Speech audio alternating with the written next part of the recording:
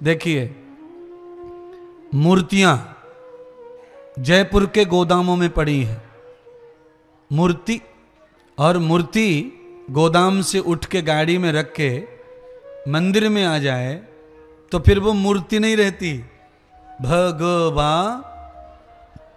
हाँ, अच्छा, हम लोग मंदिर बनवा के जाते हैं 5 लोग गाड़ी लेके, कहाँ जा रहे हो? जयपुर। क्या लेने जा रहे हो? मूर्ति है। अच्छा बोलो, अब कोई दर्शन करने के लिए जाता है मंदिर तो ये कहता का मूर्ति का दर्शन करने जा रहा हूं, मूर्ति का ना।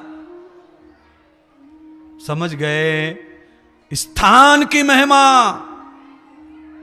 जगह की महिमा बन गई। अब ये ग्राउंड क्या है? आज से पहले कल क्या था? ये ग्राउंड स्कूल ग्राउंड है। अच्छा बोलो, इस ग्राउंड को किसी ने पूजा? बच्चे क्यों पूजेंगे? फीस दे रहे हैं, वो काहे को पूजेंगे? टीचर क्यों पूजेगा? नौकरी ले रहा है, पढ़ा रहा है, और जो मालिक है वो भले ही कमा रहा है पर वो भी नहीं पूछता है। और मेरा चैलेंज है, अगर यही स्कूल का ग्राउंड 7 दिन लगातार ना पूजे तो मेरी गारंटी, जो आएगा वो माथा टेकेगा इसको। जहां से घुसेगा पांडाल में, जिस गली से आएगा पांडाल के गेट पे माथा टिकेगा, चप्पल उतरेंगी दूर है। और सुबह चप्पल नहीं उतर रही थी, पांडाल में घूम रहे थे टेंट वाले चप्पल पहनकर है।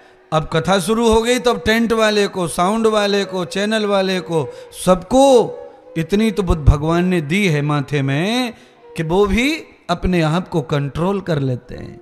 जगह का महत्व बदल गया। भागवत जी आई, एक महात्मा आए और सारा का सारा लीला बदल गई, जगह की सारा खेल बदल गया। ऐसे ही एक महात्मा जंगल में कहीं भी मंगल कर देता है, ऐसे ही भागवत और महात्मा अपने आप मंदिर बना देते हैं किसी भी टेंट को। ये टेंट केवल कथा का नहीं है, ये शादी में भी लगता है, नेताओं के भाषणों में भी लगता है, पर यही टेंट है। भाषणों में जब लगता है इसकी क्या औकात, शादी में लगता है क्या औकात, और आज कथा में लगा है तो लोग इस कपड़े को महत्व दे रहे हैं, पूज रहे हैं, इसे भगवान मान रहे हैं, तीर्थ मान रहे हैं। इतनी महिमा है सनातन धर्म की और इस भागवत जी की, एक महात्मा जी की। क्या लगता है आपको? महात्मा लोग बस में नहीं बैठते, ट्रेन में नहीं बैठते? महात्मा ट्रेन में बैठ जाते हैं पर ट्रेन की महिमा नहीं बढ़ती। महात्मा को पैर पड़ने वाले, महात्मा के पैर छूने वाले तो ट्रेन में भी आते हैं, पर ट्रेन की महिमा नहीं बढ़ती उससे। क्यों? महात्मा अनुष्ठान में नहीं है, महात्मा प्रपंच में है, इसलिए महिमा बढ़ेगी नहीं। और यहां महात्मा अनुष्ठान में है, इसीलिए अपने आप महिमा बढ़ जाती है स्थान की। तो यार वेदाम यथ पुरुषस्य धीमहि है। हवाई जहाज में कथा जब मैं गाऊंगा उस समय हवाई जहाज की महिमा बढ़ जाएगी, और वैसे उसकी कोई महिमा नहीं है। मैं बहुत बार बैठता रहता हूँ, कोई उसे हल्दी कंकु नहीं फेंकता और कोई हवाई जहाज को नहीं पूजता, पर जब भागवत गाने जाएंगे तो हवाई जहाज को भी पूजा हो जाएगी महाराज। ये महिमा केवल इनकी है, भागवत जी की, कन्हैया जी की, कृष्ण जी की, राधा जी की। तो भागवत के आने से जैसे ये ग्राउंड मंदिर बन गया, ऐसे ही भजन अगर मुख में आ जाए तो ये मुख भी मंदिर बन जाता है। पर इस मुख में नालायक में प्याज, लहसुन, अंडा, मांस, तमाकू, गुटखा, दुनिया भर की चीजें घुस गईं। अब निकालो उसमें से, है कोई बात नहीं है। मंदिर जब बनते हैं तब दुनिया भर के गंदे लोग मंदिर बनाते। मिस्त्री दुनिया भर का गंदा होता है। वो कोई मिस्त्री अंडा खाता है, कोई दारू पीता है, कोई तमाकू थूकता है, कोई बीड़ी पीता है, और काम मंदिर का चल रहा है। राम मंदिर के पत्थर काटने वाले मिस्त्री कोई नहा धो के गंगा जल से थोड़ी आए, वो भी ऐसे ही है, पर उसकी शुद्धि हो जाएगी, धो दिया जाएगा, हवन कर दिया जाएगा, प्राण प्रतिष्ठा कर दी जाएगी। ऐसे ही मैं तुमसे कहता हूं, ये जो तुम्हारा मुख अशुद्ध हो गया है इसको शुद्ध कर लो। हरि गुण गाकर, गुरु मंत्र गाकर, भजन गाकर, कीर्तन गाकर इसे शुद्ध कर लो, ये शुद्ध हो जाएगा। ये दरवाजा है मंदिर का। मंदिर ये पूरा का पूरा बॉडी है। इसमें राम और आत्मा दो बैठे देवता, दोनों का सीता राम राधे श्याम दो बैठे। इस मंदिर को भी शुद्ध कर लो, इसमें भी जरा माकड़े लग गए हैं।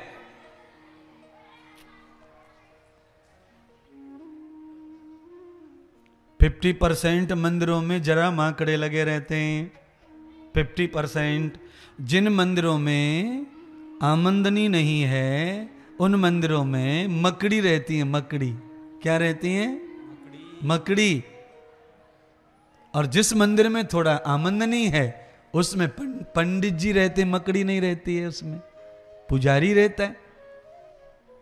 झाड़ू पोछा चमा चम चमा चम चमा चम। अरे मंदिर तो मंदिर है, पर ये भक्तों की बुद्धि को भी क्या हुआ है? जहां चमाचम है उधर भागते, ये नहीं देखते कि ये भी राधा है, ये भी कृष्ण है, ये भी सीता है, ये भी दुर्गा है। यहां पर ये मासूमियत, यहां मकड़ी, यहां पे सब शोक छाया हुआ है। इसको भी रंग बिरंगा कर दो, इसको भी लहला दो। कैसे? हमारी वजह से। मंदिर भक्त की वजह से प्रसन्न होता है, भगवान की वजह से नहीं। किसकी वजह से? भक्त की वजह से। जिस मंदिर में भक्त नहीं जाते वो मंदिर कभी चमकता, मूर्ति तो है अंदर पर पड़ी है बासी गुजी, कुछ नहीं। आपने खुद ने कितने ने देखा होगा कि मंदिर में टांग पसार के सो रहा है कुत्ता? आपने देखा कि नहीं देखा? झूठ मत बोलना, देखा है तो हाँ, गुरुजी सही बता रहे हैं आप। है फिर आप सोच रहे होंगे आप कैसे देखते इन चीजों को? मैं कलश यात्रा में रथ में बैठता हूं तो यही देखते जाता हूं। मेरे पे काम क्या है? रथ में बैठ के क्या काम? खाली इतना काम है कि दचकी पचकी आवे तो गिरो मत, पकड़ के रख लो। बाकी यही देखते चलो कि हो क्या रहा है दुनिया में। कोई मोहब्बत मिले तो मोहब्बत कर लो, कोई ईर्षा घृणा मिले तो मुंह फेर लो, कोई प्यारा मिले तो आंखें खूब मिला लो, प्रेम करो, हंसो। और कोई दुश्मन दिखे मुंह सकोड़े मोड़ो, तुम अपना अलग कर लो अपना मुंह, सकोड़ने वाले को देखो ही मत। आज भी कई लोग मिले मुझे ऐसे जो मुंह सकोड़ के, यात्रा को देखा मुंह पे 25-30 बजा लिए उन्होंने, लोगों के 12 बजते। तो मैंने कहा तुम जितने हो उससे ज्यादा मैं हूं। हंसने वाले, चाहने वाले, प्यार करने वाले इतने आगे पीछे रथ के घूम रहे, मैं तेरी तरफ क्यों देखूं बजमारे? हाँ, एक लड़का मोटरसाइकिल पे बैठा था टेढ़ा मुंह करके, तो हमने कहा तूने तो इधर से देख के किया है, हम तो पहले से ही करके बैठे हैं तुझसे। तो इतना तो हम इतने, जरूरत क्या पड़ रही है? प्रेम को चेहरे इतने, प्रेम के चेहरे, तो ईर्षा के चेहरों को देखकर खुद को तकलीफ में डालने की जरूरत, मुख मोड़ लो उनसे। जिस रास्ते में बहुत सारे खड्डे हैं, अगर दूसरा रास्ता मालूम है अच्छा तो उससे ही जाओ, खड्डे वाले में जाने की जरूरत नहीं है। जैसे मैंने किया वैसे आप भी ऐसा ही करो। किसी से कुछ कहना, किसी से कुछ बोलना, किसी की 4 बात सुनना, 4 कहना, लफड़े में पड़ना, उससे अच्छा यह है कि किसी प्यार वाले को याद करो और इस पागल को बुलाओ, जिससे हम खुश रहें, शांत रहें और आगे जाएं। अच्छा, उस लड़के से अगर रथ रुकवा के मैं ये पूछता, भैया मैंने क्या बिगाड़ा है तेरा? मैंने तो कभी देखा तक नहीं तुझे, तू क्यों ऐसे मुंह बना रहा है भाई? तो फालतू हो जाता, बात की बात बढ़ जाती बात। और उसको काहे को अपमानित करना है? पहचान लिया ना कि उसका रुचि नहीं है बाबा भावाओं में, उसकी रुचि नहीं है भागवत में। पर क्या फर्क पड़ता है?